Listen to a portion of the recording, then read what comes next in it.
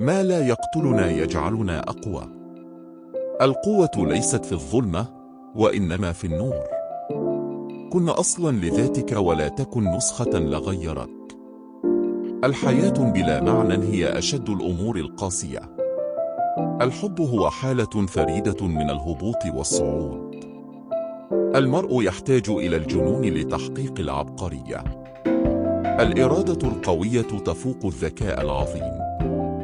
الثقافة هي علامة التحرر الحقيقي. لا يوجد حقيقة مطلقة، بل هناك تفسيرات مختلفة. الشجاعة هي القدرة على مواجهة الغربان السوداء. الإنسان هو جسر بين الحيوان والفارس العلوي. الإنسان هو شيء يجب تجاوزه. الحب هو الحرب دون أسلحة. العقل المفتوح يستقبل الجمال بسعادة. المعرفة تصنع العالم الذي نعيش فيه. العمل الجد هو الشفاء الحقيقي للروح. المرء ليس له قيمة إذا لم يكن لديه شيء يموت من أجله. الحرية هي المسؤولية الكبرى. الابتسامة هي السلاح الأكثر فتكاً.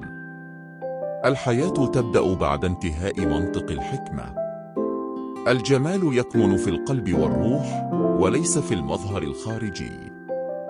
الحياة هي الإبداع الذي لا ينضب. العشاق هم الأحياء الحقيقيون. الثقة بالنفس هي أول خطوة نحو النجاح. العقل الواعي هو مرآة الروح. الحقيقة ليست شيئاً يتمتع به الجميع. الأرواح العظيمة لديها هواية للضياع. الفشل هو البداية الحقيقية للنجاح.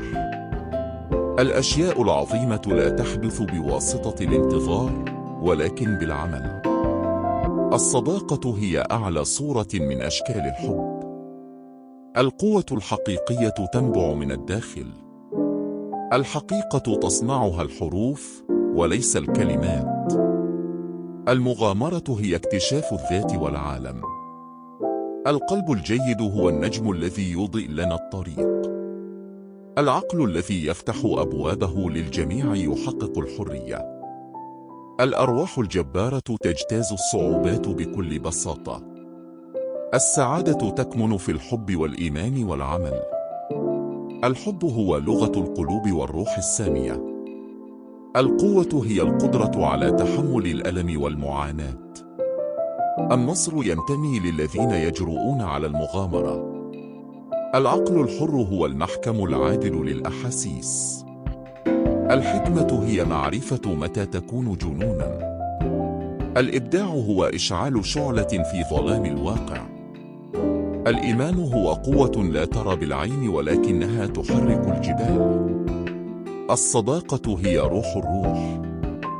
الحياة تستحق أن تعاش بجنون. الحقيقة هي طريق التحرر والسعادة. المرء يصنع معنى الحياة بنفسه.